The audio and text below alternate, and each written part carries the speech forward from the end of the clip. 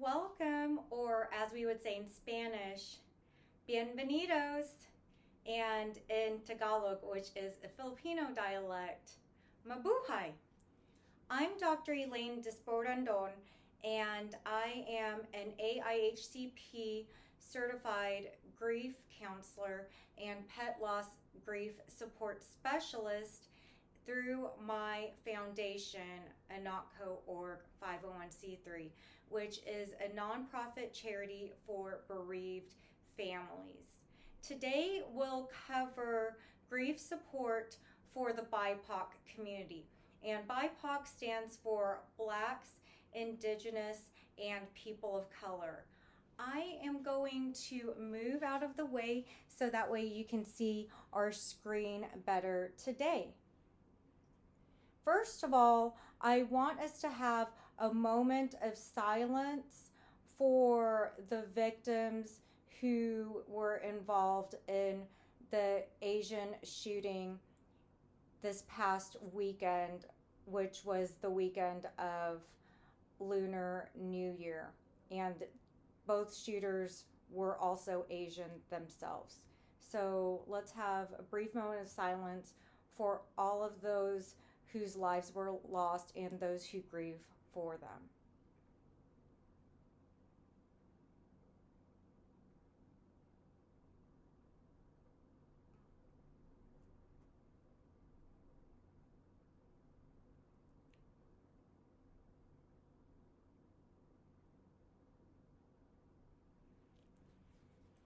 All right. So out of respect for those Asian American communities that were affected by the shooting, we want to make sure that we convey to our fellow grievers that grief is not a mental illness. It's a natural response to loss, and it's not pathological. But Sigmund Freud actually coined the term melancholia for when the ego takes over. Our own identities, race included, can be compensated for and an expression of grief, including as a fulfillment and a reminder of loss, like a grave serving as a substitute, or making sense out of a melancholic griever's impulses through the groups with which they identify, and expressing and containing mixed emotions. Many BIPOC groups experience collective grief and vicarious trauma as a result of victims who came from their own communities. Some may even go through dissociation from adapting to, avoiding, and suffering in silence through their racial situations. And although grief is not a diagnosable mental illness and neither is racial trauma, they both can lead to depression or anxiety, such as through prolonged grief disorder or PJD. And PGD is different from other disorders, but can even take place concurrently with them, including post-traumatic stress disorder, major depressive disorder, and generalized anxiety disorder. Toxic stress from prolonged exposure to painful experiences, racism included, can lead to complex PTSD. Now, we as grief supporters want to bear in mind that grief goes beyond losses for people of color because they can involve racial ridicule. And I, as a person of color, have also experienced such racist remarks, including, "You have good English for fill in the blank which country you're from," "Your skin is too dark," or "Go back to Asia before I get COVID from you," which some people may have heard more recently, or I recognize your hijab from the most wanted poster. Dominant cultures may deny marginalized cultures their liberation rights, or even encourage them to ignore other people's suffering and even their own suffering. We, as a whole, must consider the social locations that we come from. Whether or not we are people of color, we want to bear in mind with championing for social justice our own social groups, membership, identities, and points of privilege, as well as points of oppression, because we as grief supporters who serve people of different cultures really want to help them feel like they are in a safe place in order to adequately heal, not just from their loss, but again from racist experiences that they may have endured and suffered. And we want to reassure them that they are not alone, even if they may be part of underrepresented and marginalized groups.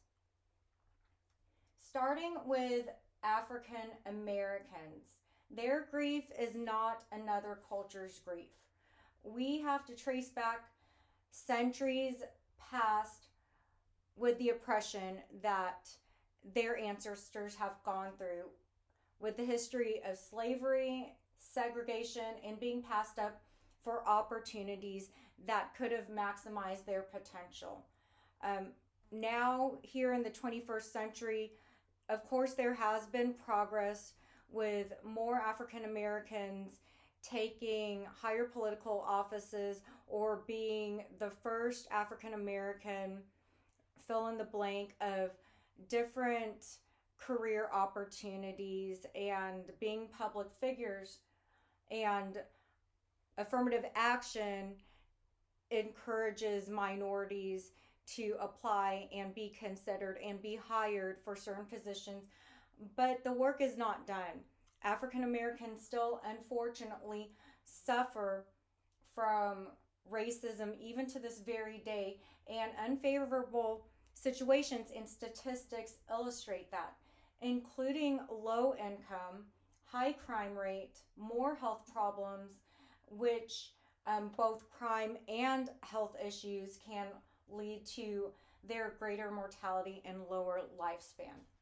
As a matter of fact, in 2004, which was almost 2 decades ago as of the time I'm recording this video for you, murder topped the list of leading cause of death among African Americans, and no other group had murder as even one of the top 3 of their list at the time. Taking all of this in, it really is no surprise that African Americans may tend to be hesitant to seek professional grief support and counseling due to the negative impact that they have experienced from public systems. So instead of trusting them, of course, they're going to feel more compelled to trust their religious leadership support. And speaking of religion, they may also feel influenced to tolerate the grief inside. And there's actually a dichotomy between the strong internalization of their feelings that accompany grief and being openly expressive. For instance, if you have attended an African American funeral or have heard about them, you may be aware that family members and friends who go in bereavement of a recently deceased loved one may whoop and holler, and the expectations seem to contradict one another during African American grief. And of course, within the past few years since COVID-19 started, African Americans across the country and based around the world have experienced collective grief together in memories of Ahmaud Arbery, Breonna Taylor, and George Floyd. So let's say their names and let's remember them in their hearts as examples of the oppression that African Americans still go through. So we ask ourselves, how can we help African American grievers? Well, Dr. Buckingham, known as quote unquote the ER doctor, came up with the EAT acronym, which is EAT, E standing for examine yourself with self-awareness, A for alter negativity, meaning coming in there with a positive approach and an open mind, and T for think the platinum rule, as opposed to the golden rule where we care about treating others as we would treat ourselves. We also want to be sure that we address the client's needs, because their needs are going to be different than our own needs. Based on research about African American grievers, religion and spirituality have been common ways to cope with their grief. Statistics show that African Americans may commonly believe in the afterlife and may practice both public and private religious behaviors compared to their white counterparts. And 80% of African American adults pray almost every single day, while 2% have reported never to pray. But those who do practice prayer may also have other spiritual or religious practices, including conversing with God and singing gospel music, as well as spirituals, which originated in slavery times. To help our African American grievers, we can be sensitive towards them while discussing mental health misperceptions, to reassure them that we are here to help and that we're not going to fail them, even if they have experienced adverse effects from the public systems previously.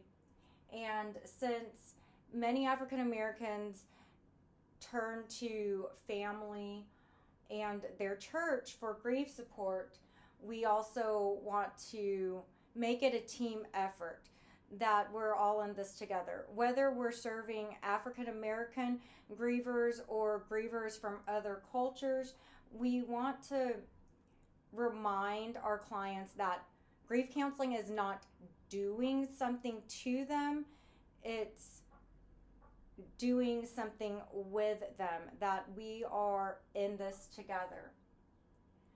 We also want to undergo training for trios, which would help familiarize ourselves more with African American culture.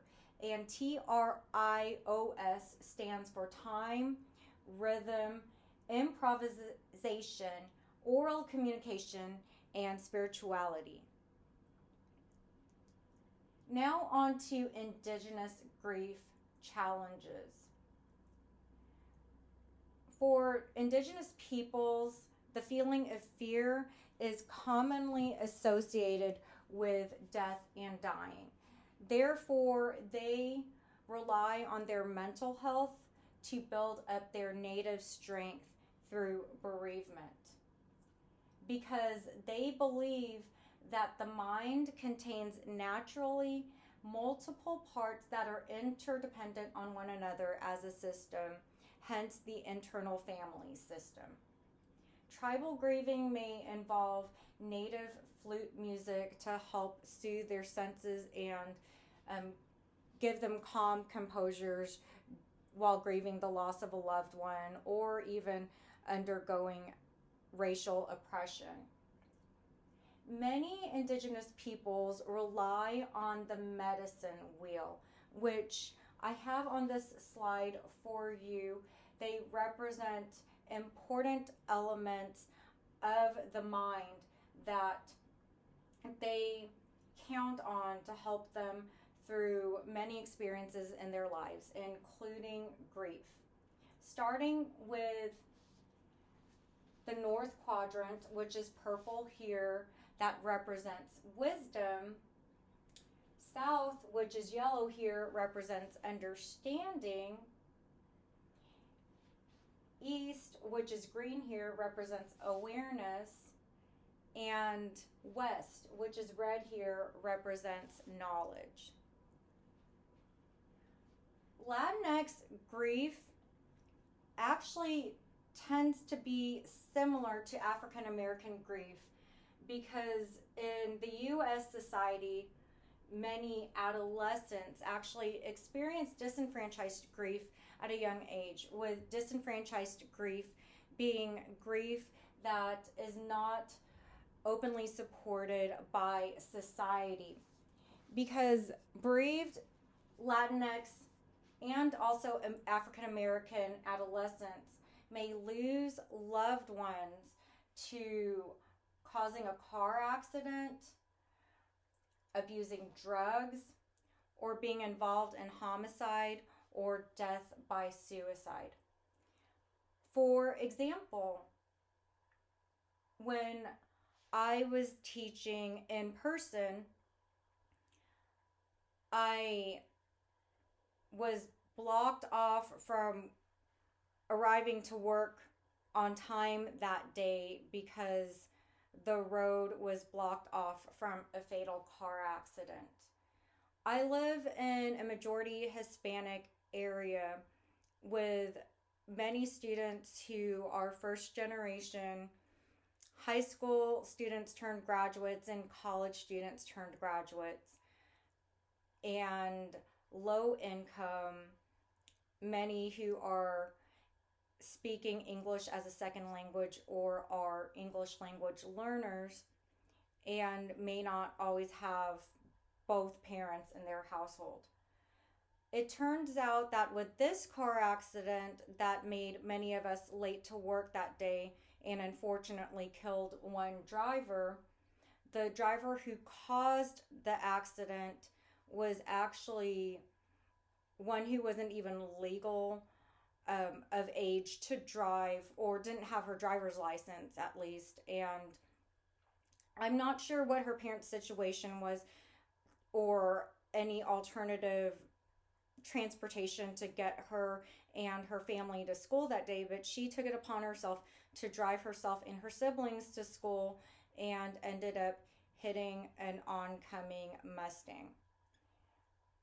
So those who may have been grieving for her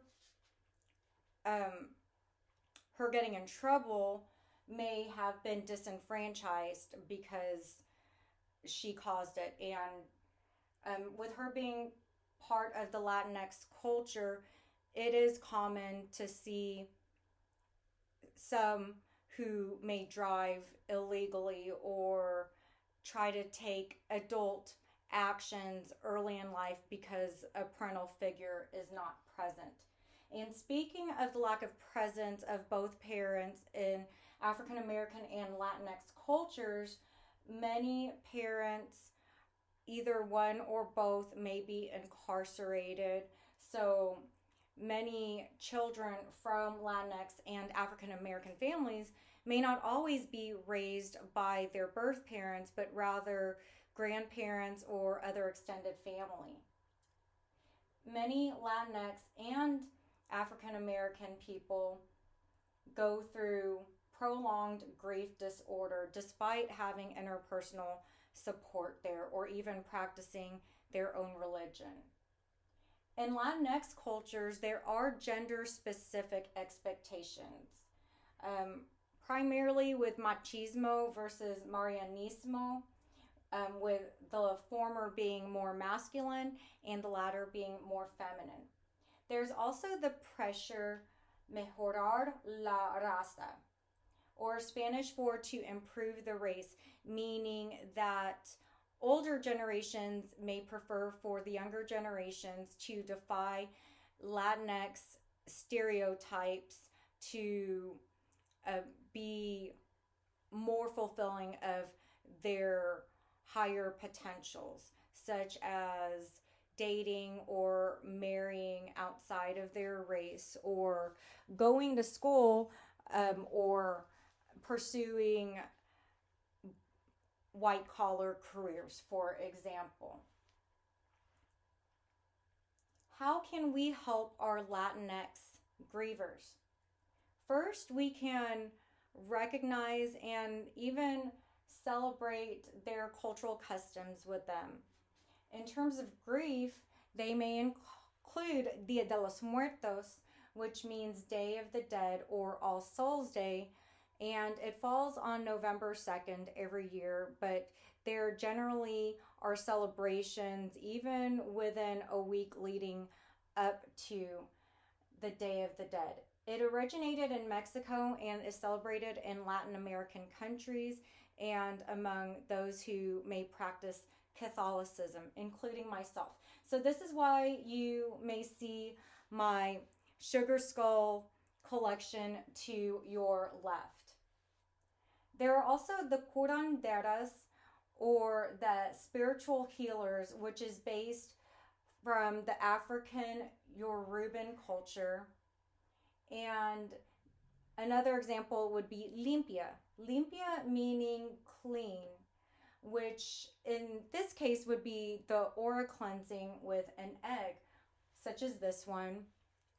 And this exercise is based in Mexico, Mesoamerican, and the Caribbean. We, as grief counselors, can consider our clients' religion if they do practice a belief system, as well as their cultural traditions and values if they do celebrate them from their countries of origin. We also want to encourage holistic practices such as any from the left side of your slide, as well as, just like with African American cultures or clients, we want to establish a sense of community and family support.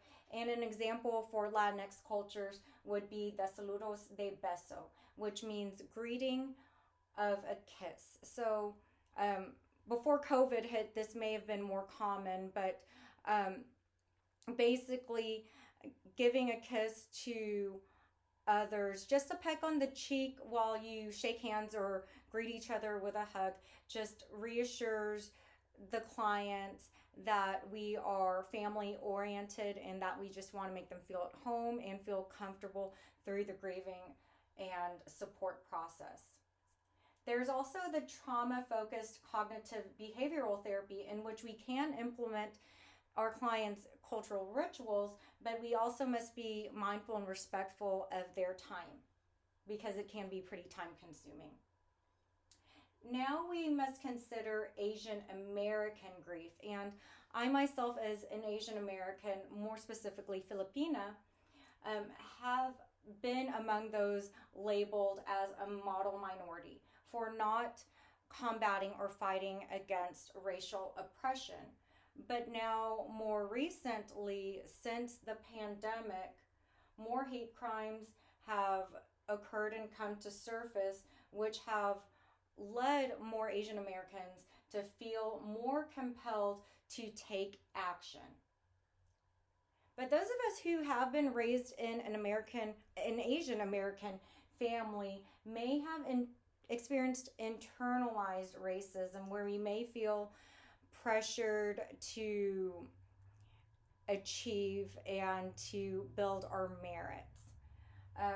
Therefore, some feelings that may be held within would include feeling like a fraud or a failure or inadequate or unworthy. How can we help our Asian American grievers?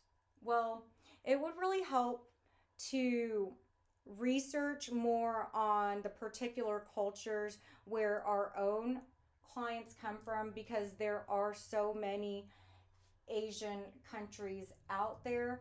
And without having an exhaustive list, I do have a few examples, including holistic exercises that have originated in India. Starting with the Bhagavad Gita, which means Blessed One's Song, a Hindu practice that heals from ancestral wounds, cultural conditioning, and family background. There's also the Brahmari, or bumblebee's breath, which is a Sanskrit exercise that calls for withdrawing from our own senses and then buzzing for awareness of a collective system, like all the other bumblebees around us. There's also the Sikh religious subsect based in India, and many practice it throughout South Asia, which doesn't commonly endorse one-on-one support, but in terms of grief, encourages large groups with food, permission to cry, and prayer songs. In China, common bereavement practices include not to talk negatively about the deceased, or else there's the belief that their spirits may return to haunt us. And the mourning process doesn't take as long as it did in previous decades due to travel distance and more modernized lifestyles. And traditional Chinese medicine can affect the eyes and the ears, the large intestine, the lungs, and the liver and kidneys, because they may manifest on each other. And if we backtrack a few slides, with indigenous cultures relying on the mind as multiple parts as a system, traditional Chinese medicine may take on a similar systematic approach with the whole human body's anatomy. Now, all across the globe, there may be common grief support strategies for BIPOC or Black, Indigenous, and people of color to go through. But first and foremost, we must remind and reassure them that we move through grief, not past it. We may feel that grief support through sharing of food, through journaling ourselves, writing down our feelings and our experiences and our progress, listening to music, or even performing music. If we vocalize or if we play an instrument, that may be therapeutic. We also can engage in meditation, including transcendental meditation or guided meditation, to clear our minds and set our intentions. And it is very phenomenal and effective during grief. I presented a self-care workshop last year in which we did some meditation exercises to help us get through COVID. We also, if we do have internal spirituality, we can practice them for our whole identity. And as you can recall previously in the African American culture, some of these practices can include prayer and conversing with God or higher power who we believe in, or our clients believe in as well, or singing music that may be comforting to us during those challenging times, including with coping with a loss. And, just building up our hope to cope and our deal to heal and our grief with belief. we can also take on other cultural traditions that may not be from our own cultures. For example, New Orleans is known for having jazz festivals, including with their funerals, and those are inspired by both Africa and France. Ghana actually has fantasy coffins. Mongolia and Tibet have sky burials.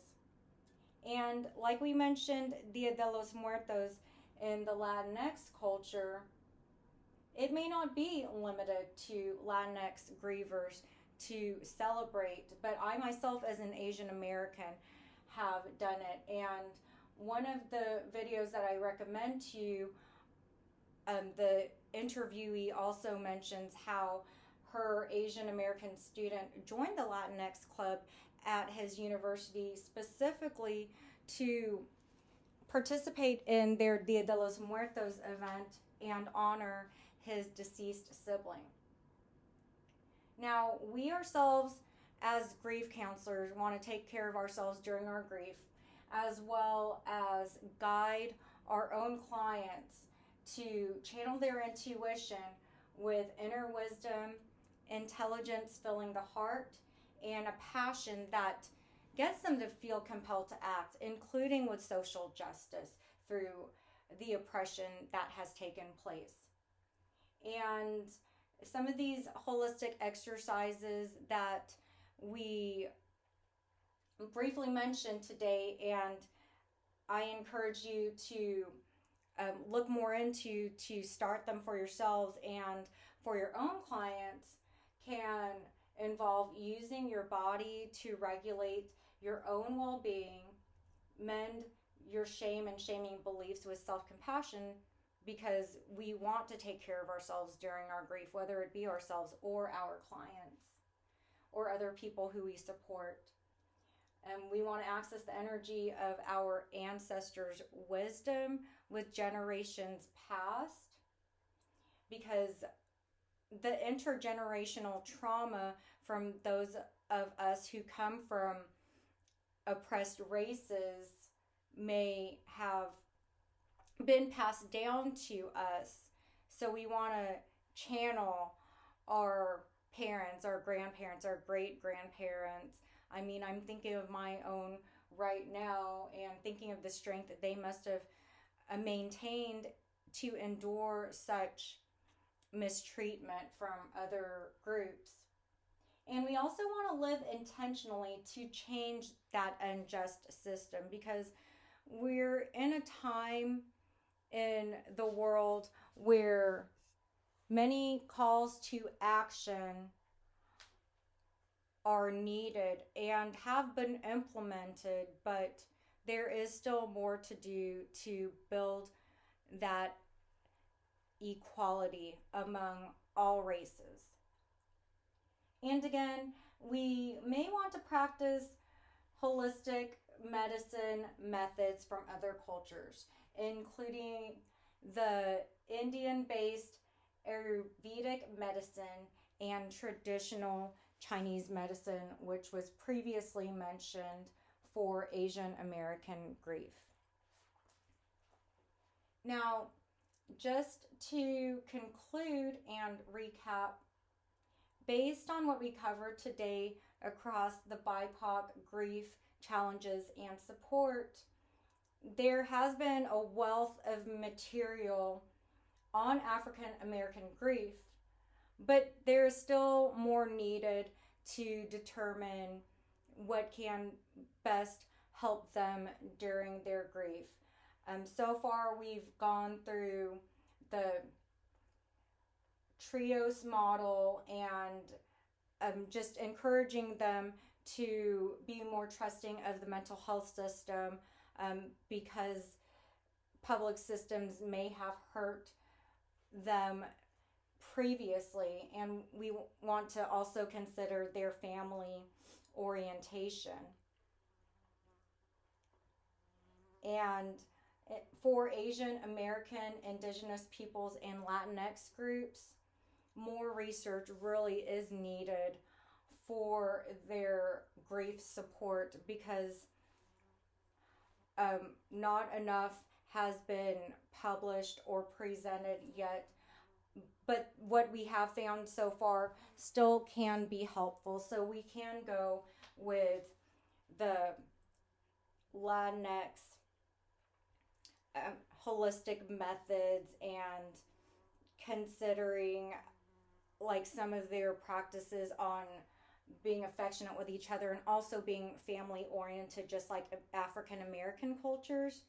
With Asian American cultures, considering their own specific grief support strategies, including holistic medicine and traditional medicine. And with Indigenous groups, the medicine wheel would really be an instrumental starting point, and also considering most of all their mental health. I thank you for joining me on this BIPOC grief support journey today as we continue helping those from other cultures. And these are the studies and the books that I referenced for our coverage today, in addition to these videos, which I briefly touched on. But if you can make the time, any of these can be helpful sources to you. I wish you many blessings on your own grief support journey with helping others, and your own when you experience loss and oppression yourselves. So thank you very much. And in Spanish, muchísimas gracias. And in Tagalog, maraming salamat po.